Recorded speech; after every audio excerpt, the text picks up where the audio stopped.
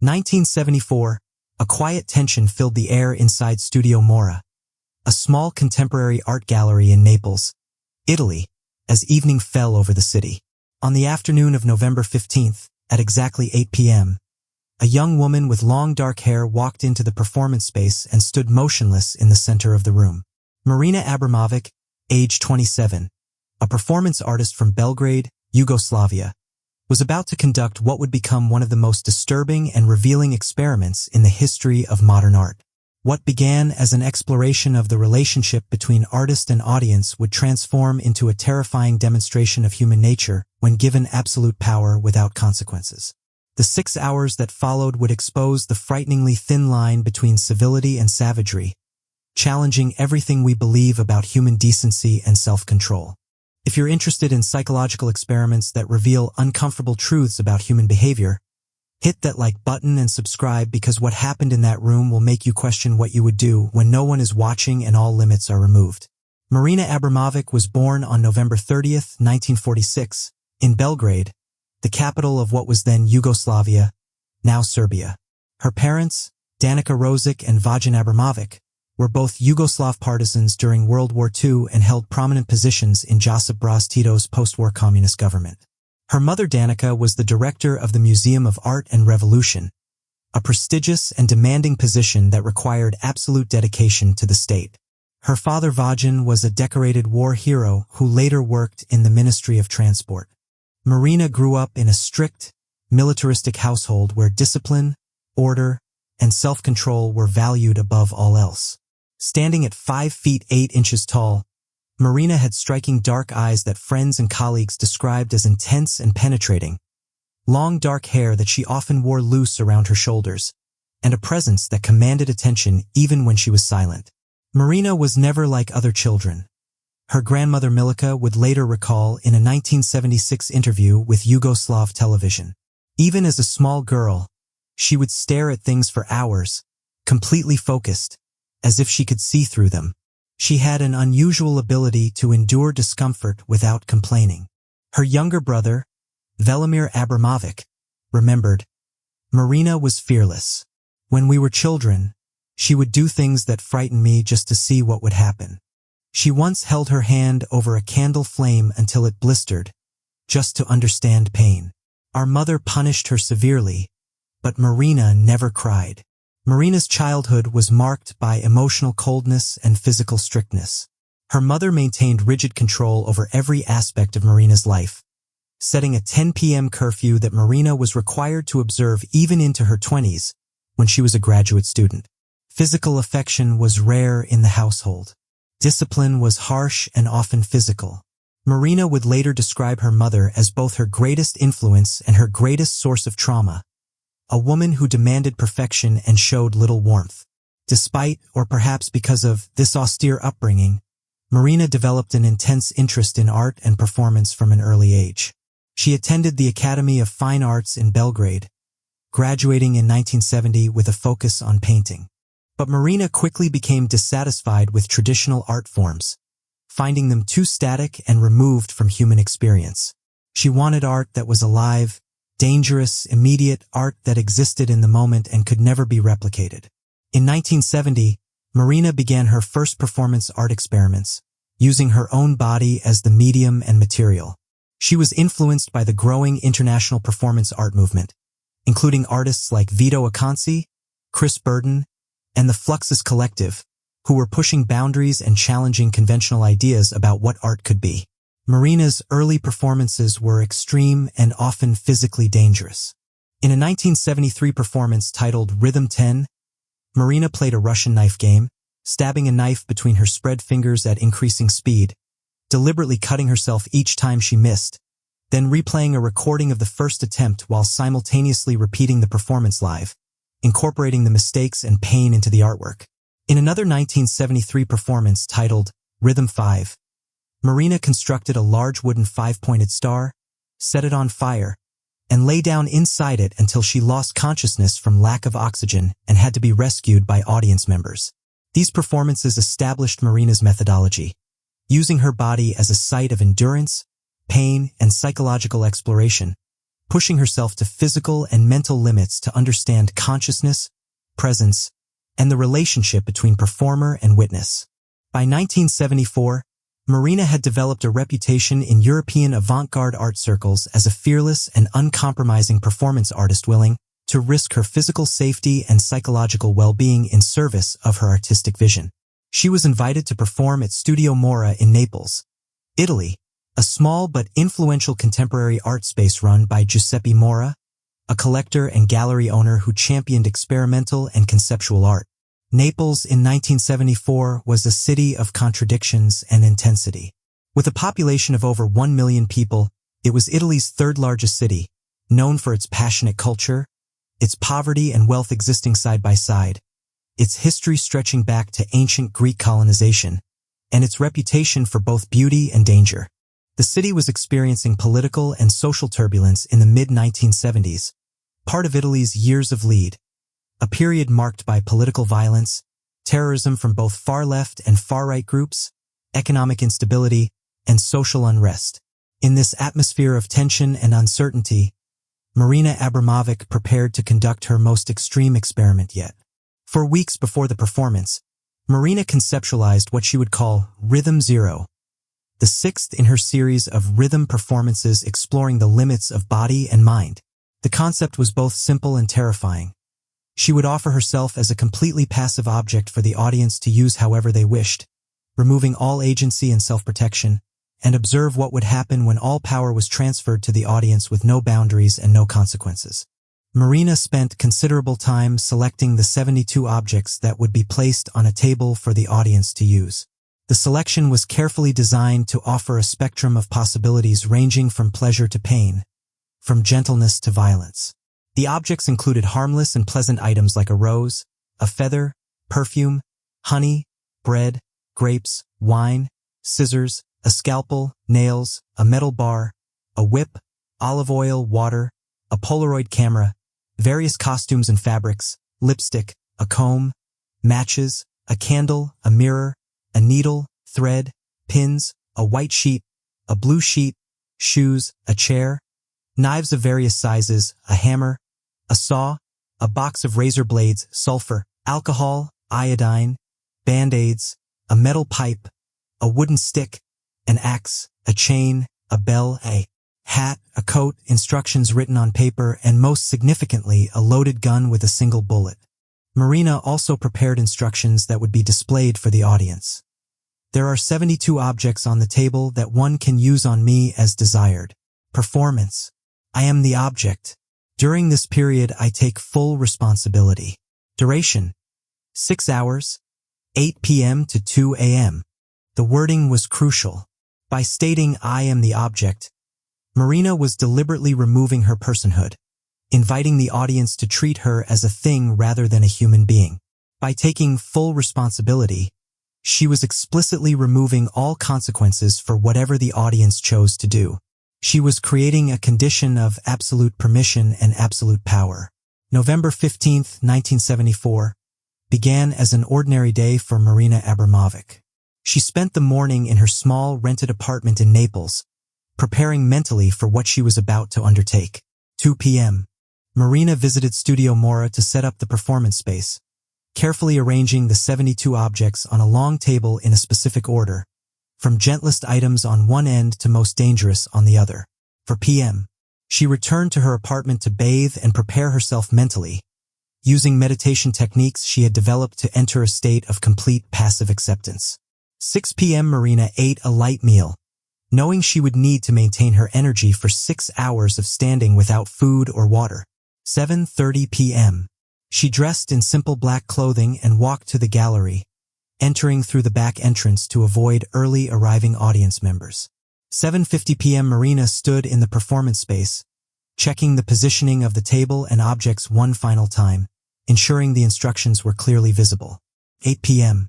The gallery doors opened and audience members began entering the small studio space, which could hold approximately 50 to 70 people comfortably. Marina stood completely still in the center of the room, her arms at her sides, her face expressionless, her eyes open but unfocused, entering the state of passive objecthood she had prepared for. The performance space at Studio Mora was intimate and deliberately sparse. The room was approximately 20 feet by 30 feet with white walls, concrete floor, and bright overhead lighting that eliminated all shadows and created an almost clinical atmosphere. Marina stood in the center, clearly visible from all angles. The table with the 72 objects was positioned to her left, easily accessible to anyone who approached. There were no barriers, no ropes, no guards, nothing separating Marina from the audience except the psychological boundary of social convention. As the first audience members entered, they read the instructions with a mixture of curiosity, confusion, and nervous laughter. The concept was so unusual, so outside normal social parameters, that people initially didn't know how to respond. The first hour, from 8 p.m. to 9 p.m., was characterized by hesitation and gentle exploration. Early participants approached Marina cautiously, as if expecting her to suddenly react or move. When she remained completely motionless, not even her eyes following the movement of people around her, the audience began to understand that she truly meant what the instructions stated. The first interactions were gentle and almost playful. Someone placed the rose in Marina's hand. Another person draped the feather across her shoulder. A participant moved her arm to a different position, then stepped back to observe, treating her like a living mannequin. Someone combed her hair gently, smoothing it back from her face. Another person held the mirror in front of her face, as if testing whether she would look at her own reflection. She didn't. Someone placed grapes near her mouth, and when she didn't eat them, removed them. The Polaroid camera was used frequently during this first hour, with participants taking photographs of themselves posing with Marina, treating the performance almost like an interactive art installation or amusing novelty. The atmosphere during this first hour was relatively light, with nervous laughter, whispered conversations, and a sense of playful experimentation. Participants were still operating within the bounds of normal social behavior, treating Marina with basic respect and gentleness despite the unusual permission they had been granted. But already, certain participants were testing boundaries, moving her body into positions that were slightly awkward or uncomfortable, holding her arms up for extended periods, tilting her head at odd angles, seeing how far they could manipulate her before she would resist. She never did. The second hour, from 9 p.m. to 10 p.m., marked the beginning of a shift in the audience's behavior. As more people cycled through the gallery and as participants realized that Marina would not react regardless of what they did, the actions became bolder and more invasive. Someone used the lipstick to draw on Marina's face, covering her lips in exaggerated red, drawing lines on her cheeks, treating her face as a canvas. Others followed, writing words on her arms and neck. Someone cut a small piece of her clothing with the scissors, just a tiny snip at the hem of her shirt. When nothing happened, when Marina didn't react or object, another person made a larger cut. Then another. Gradually, participants began cutting away pieces of Marina's clothing, exposing her skin beneath. Someone poured water over her head, soaking her hair and clothing. Another poured wine into her mouth. When she didn't swallow, the wine ran down her chin and neck. Someone spread honey on her arms, creating a sticky mess. The tone in the room had shifted from playful to something darker and more aggressive. Participants who had been gentle earlier were now emboldened by the lack of consequences.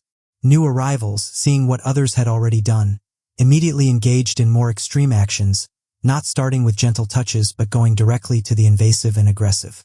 Someone used the thorns from the rose to scratch Marina's skin, leaving red marks. Another person used one of the knives to make small superficial cuts on her neck, drawing drops of blood. The whip was used to strike her legs, not with full force, but enough to leave marks. Marina stood through all of this without moving, without crying out, without even a change in her expression. Her eyes remained unfocused, her body passive, her breathing steady. The commitment to the performance was absolute. By the third hour, from 10 p.m. to 11 p.m., the situation had escalated to genuinely dangerous and dehumanizing actions. Much of Marina's clothing had been cut away, leaving her partially exposed. Participants had written degrading words and crude drawings on her skin. Someone had used the scalpel to make deeper cuts on her arms and shoulders, causing more significant bleeding. The cuts were not life-threatening, but they were deliberate wounds inflicted on a defenseless person. Someone placed the chain around her neck like a collar and pulled it, jerking her head forward. Another person pressed burning candle wax onto her shoulders and arms, causing painful burns. The thorns from the rose were pressed into her skin in multiple places. Someone stuck pins into various parts of her body, watching to see if she would flinch. She didn't. The psychological atmosphere in the room had become heavy and disturbing. Some audience members who had participated in earlier gentle interactions had left the gallery, uncomfortable with where the performance was heading. Others remained but stood back, no longer participating, simply watching with a mixture of horror and fascination. But a core group of participants, perhaps 10 to 15 individuals, had become increasingly aggressive, almost competitive in pushing boundaries. These individuals seemed to be caught in a psychological state where the normal inhibitions against harming another person had been suspended. Marina was no longer a person to them. She had become, as the instructions stated, an object. The permission she had granted, combined with her complete passivity and the anonymity of the crowd, had created conditions under which ordinary people could commit acts they would never consider under normal circumstances. Witnesses who were present that night later described the atmosphere as surreal and frightening. It was like watching people transform, one attendee recalled in a 1975 interview. At the beginning, everyone was respectful, almost silly, giggling and taking photos. But as the night went on, you could see something change. People who seemed normal, who you might pass on the street and never think twice about, were doing terrible things. And they weren't drunk or drugged. They were just ordinary people who had been given permission and power. The fourth and fifth hours, from 11 p.m. to 1 a.m., represented the darkest period of the performance. Marina's body was covered in cuts, bruises, burns, and writing. Her clothing had been almost completely removed, with only small pieces of fabric remaining. Someone had stripped her nearly naked, dressing and undressing her with various costume pieces from the table, treating her like a doll. The physical abuse continued and intensified. Someone carved a cross into her stomach with the scalpel, deep enough to leave a permanent scar. Multiple people used knives to make cuts across her arms, back, and torso. The whip was used with increasing force. Marina's face bore the marks of slaps and scratches. Band-aids from the table were applied to some wounds, creating a grotesque parody of care. The sexual nature of some interactions became more explicit during these hours. Participants posed Marina's body in sexual positions. Her exposed body was touched in intimate ways. The dehumanization was complete. She was being treated as an object for gratification and curiosity with no regard for dignity or consent beyond the blanket permission she had granted at the beginning. Through all of this, Marina maintained her commitment to absolute passivity. She did not move. She did not speak. She did not make eye contact. She did not resist. Her breathing remained controlled. The only involuntary responses were physical.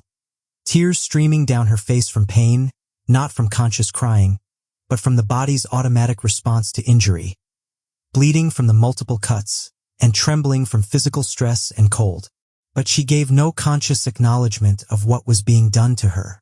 Then, during the fifth hour, around 12:30 a.m., the performance reached its most dangerous moment. An older man, who had been watching from the periphery for most of the evening, approached the table and picked up the loaded gun. The gallery fell silent. Everyone present understood what the gun was, what it represented. The man checked the gun, confirmed it was loaded, then approached Marina.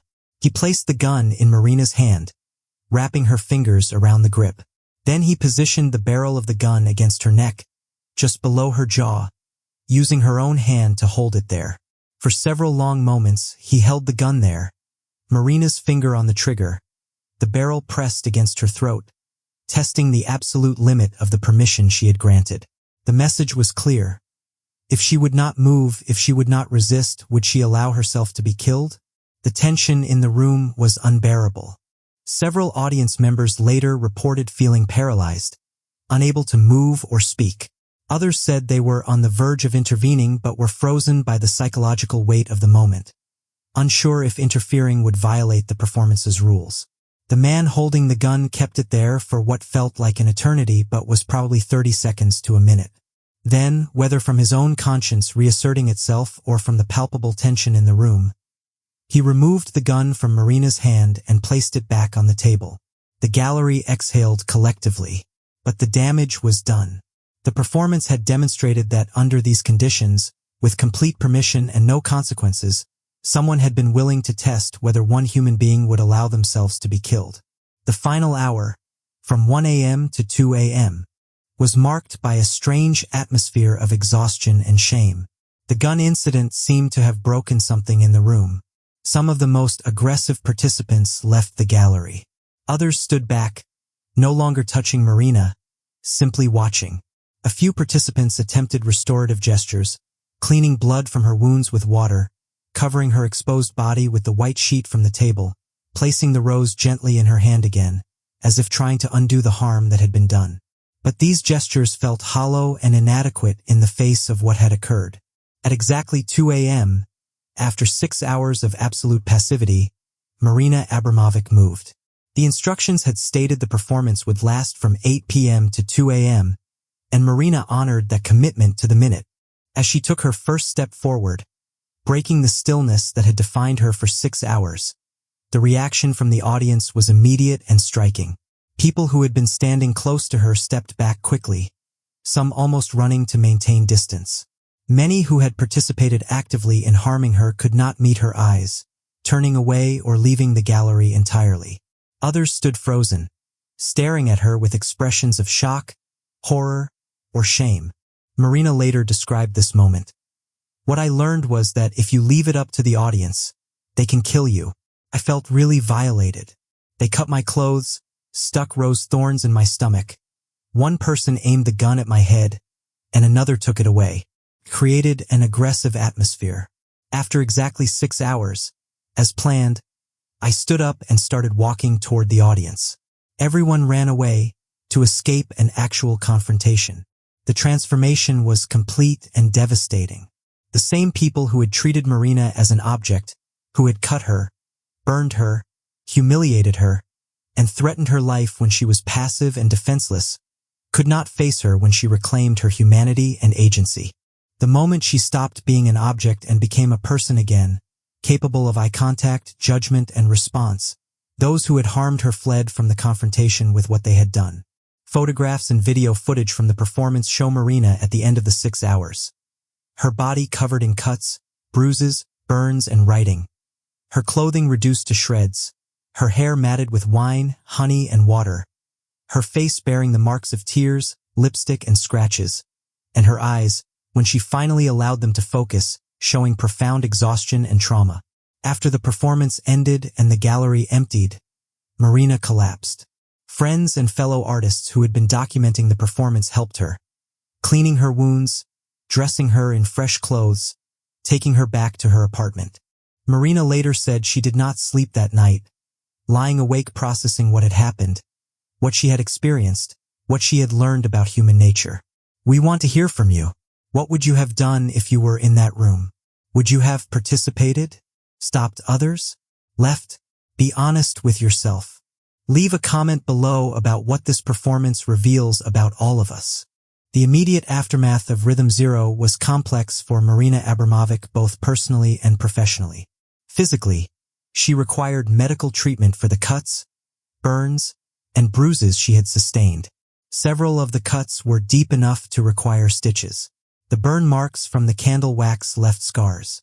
The cross carved into her stomach with the scalpel left a permanent scar that remained visible for the rest of her life. Psychologically, Marina experienced what she later described as a form of trauma. She had nightmares about the performance for weeks afterward. She questioned whether the experiment had been worth the cost. She struggled with feelings of violation and betrayal, even though she had knowingly and willingly created the conditions for what occurred. But Marina also recognized that Rhythm Zero had achieved something profound and important. It had revealed fundamental truths about human behavior, power, and morality that could not have been discovered through any other method. The performance demonstrated several disturbing psychological principles. First, when given permission and power over another person with no consequences, a significant portion of people will abuse that power, escalating from small boundary violations to serious harm. Second, anonymity and group dynamics reduce individual accountability, making it easier for people to commit acts they would never do alone or in identifiable circumstances. Third, dehumanization is frighteningly easy. When Marina declared herself an object, participants quickly stopped treating her as a person deserving of respect and care. Fourth, passivity invites aggression. Marina's complete lack of resistance seemed to embolden participants to push boundaries further and further. And fifth, confrontation with our own actions causes shame and avoidance. When Marina reclaimed her humanity, those who had harmed her couldn't face what they had done. The performance also revealed something about the relationship between artist and audience. Marina had always been interested in how presence, vulnerability, and endurance could create powerful experiences. But Rhythm Zero showed that transferring all power to the audience was dangerous, that audiences could not be trusted with absolute control, and that the artist's agency and boundaries were necessary to prevent genuine harm. The art community's response to Rhythm Zero was intense and divided.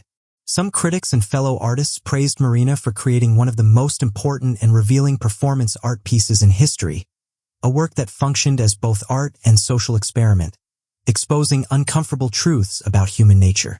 These supporters argued that Marina had made a significant contribution to understanding psychology, power dynamics, and morality through artistic practice.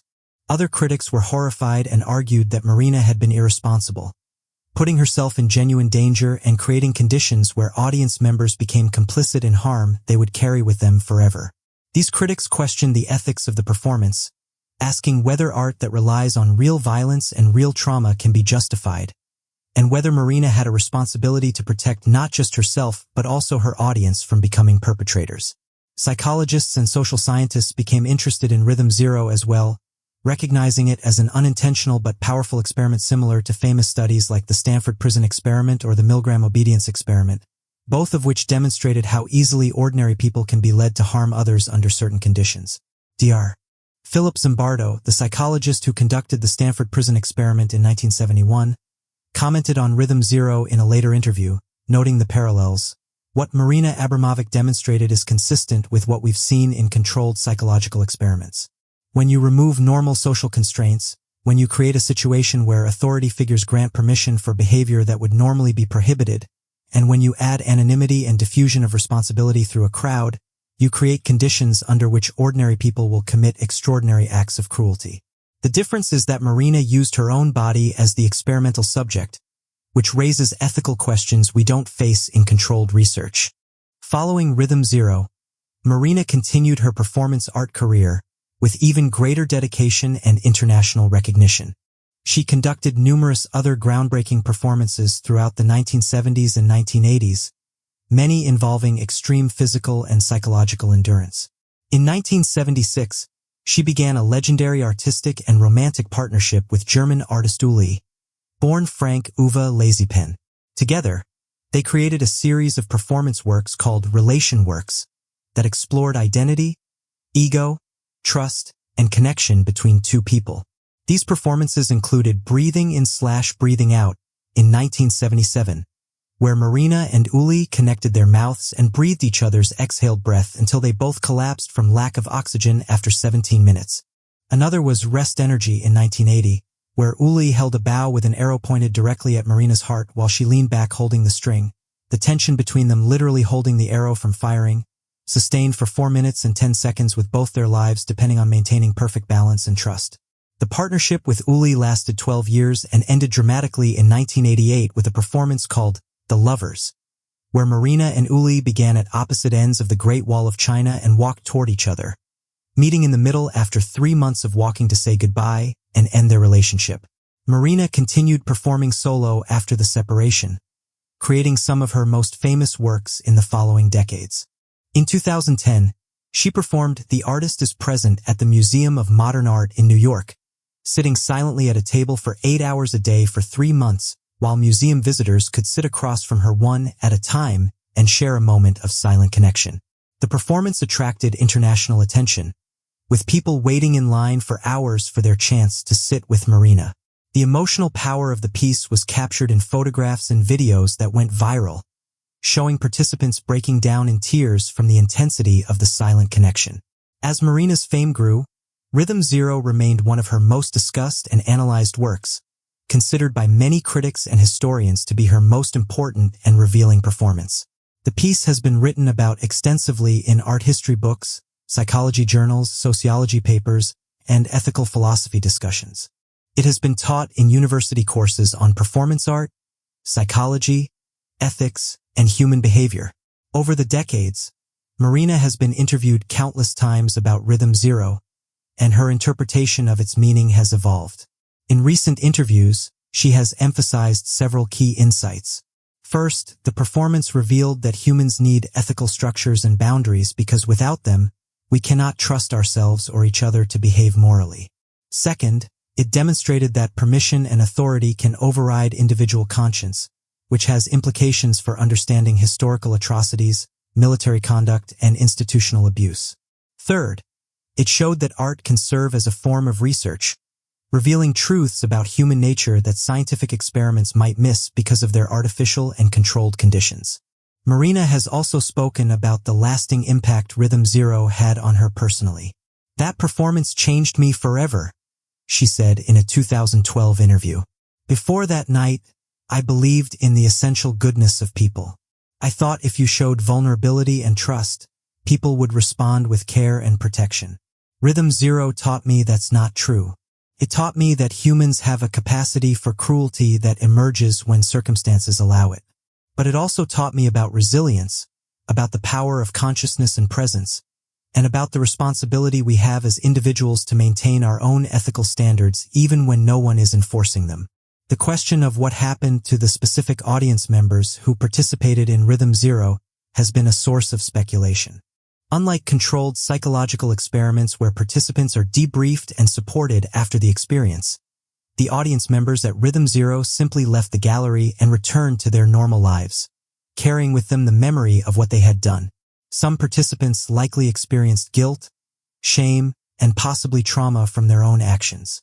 Others may have rationalized their behavior, telling themselves they were just following the rules of the performance, that Marina had given permission, that it was art and therefore different from real life. The fact that many participants ran away when Marina became active again suggests that at least some of them experienced immediate shame and recognition of wrongdoing. The broader cultural impact of Rhythm Zero extends beyond the art world into discussions of consent, power, and human nature. The performance has been referenced in discussions of the #MeToo movement, with commentators noting how Marina's blanket permission at the beginning of the performance was used to justify escalating harm, paralleling how victims of sexual assault are often blamed for not resisting clearly enough. The piece has been discussed in military ethics courses, examining how soldiers can be conditioned to harm civilians when authority structures grant permission and remove consequences. It has been analyzed in corporate ethics training, exploring how institutional cultures can enable abuse when power is concentrated and accountability is absent. Rhythm Zero has also inspired other artists to explore similar themes, though few have taken the risks Marina took. Some contemporary performance artists have created pieces examining audience participation, boundaries, and the ethics of interactive art, directly citing Marina's work as inspiration. However, most of these subsequent works include safety measures and limits that Marina deliberately excluded, recognizing that the extreme danger of Rhythm Zero was part of what made it powerful but also unrepeatable in contemporary institutional contexts where liability and safety are paramount. In 2024, 50 years after the performance, Rhythm Zero remains profoundly relevant. In an era of social media, where online anonymity often leads to cruelty, and where mob dynamics play out in real time through digital platforms, Marina's 1974 experiment feels almost prophetic. The same psychological principles that drove audience members to escalate their harmful actions in that Naples gallery operate every day in online spaces where anonymity, distance, and lack of consequences allow people to harass, threaten, and dehumanize others. The performance has been referenced in discussions of social media psychology, cyberbullying, and the ethical challenges of digital spaces where normal social constraints are weakened. Marina Abramović, now in her late 70s, continues to create performance art and has become one of the most famous and influential artists in the world. She has received numerous awards, honorary doctorates, and recognition from major cultural institutions. Her work has been exhibited in the world's most prestigious museums and galleries. She has written memoirs and given TED Talks that have been viewed by millions. She has trained a new generation of performance artists through her Marina Abramović Institute, dedicated to long-durational performance art and immaterial art forms.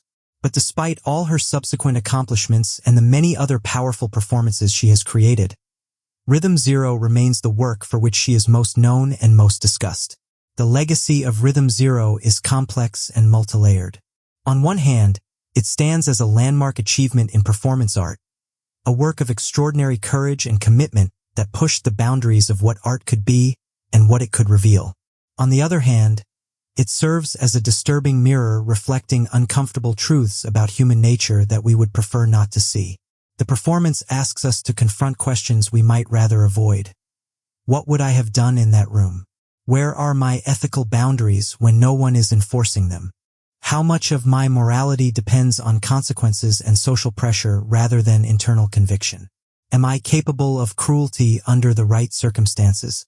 These are not abstract philosophical questions. They have practical implications for how we design institutions, how we think about accountability and power, how we structure online and offline spaces, and how we understand ourselves and each other. Rhythm Zero demonstrated that we cannot simply trust human goodness to prevent harm. We need structures, boundaries, accountability, and active ethical choice to create safe and humane societies. The performance showed that permission and passivity are not enough. Active resistance, boundaries, and the willingness to say no are essential, both for protecting ourselves and for protecting others from becoming perpetrators who will have to live with what they've done. Perhaps most powerfully, Rhythm Zero revealed that confrontation with our own capacity for harm is unbearable. The audience members who ran away when Marina began to move were running from themselves, from the recognition of what they had done, from the mirror she held up to their actions. We live in a world where this dynamic plays out constantly on smaller and larger scales. People harm others through action or inaction, through direct violence or systemic complicity, and then avoid confronting their role in that harm. Rhythm Zero makes this dynamic visible in a concentrated, undeniable form. As Marina herself concluded about the experience, this work reveals something essential. It proves that if you give people total freedom, they don't know what to do with it. They will destroy you, but they will also have to live with that. And most people can't face that, which is why they run away when you look them in the eye. What time is it where you're watching this? Think about the 6 hours Marina stood in that room, and how the same amount of time you might spend watching movies or scrolling through your phone was enough for her to reveal one of the darkest truths about human nature.